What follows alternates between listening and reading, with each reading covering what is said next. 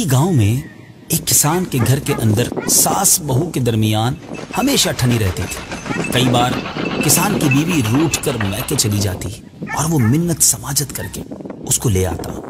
آخری بار بیوی نے کسان سے کہہ دیا کہ اب اس گھر کے اندر میں رہوں گی یا تمہاری ماں۔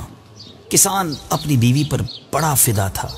اس نادان نے دل ہی دل میں طے کر لیا کہ روز روز کے جھگڑے کا ایک ہی حل ہے کہ ماں کو راستے سے ہٹا دیا جائے۔ چنانچہ ایک بار وہ کسی ہیلے سے اپنی ماں کو اپنے گنے کے کھیت میں لے گیا۔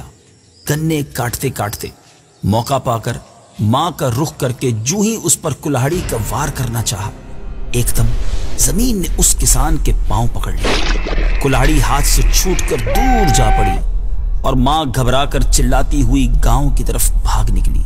زمین نے آہستہ آہستہ کسان کو نگلنا شروع کر دیا۔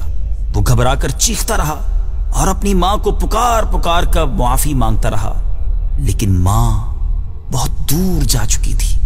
کچھ دیر بعد جب لوگ وہاں پہنچے تو وہ چھاتی تک یعنی سینے تک زمین میں دھس چکا تھا۔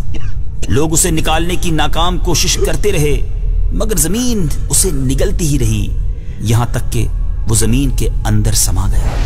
توبہ کیجیے، لرز اٹھیے، اور اگر ماں باپ کو کبھی ناراض کیا ہے تو جلدی جلدی ان کے قدموں میں گر کر رو رو کر ان سے معافی مانگ لیجیے۔ سدا میرے ماں باپ رہیں مجھ سے راضی، کبھی بھی نہ ہو یہ خفا یا الہی۔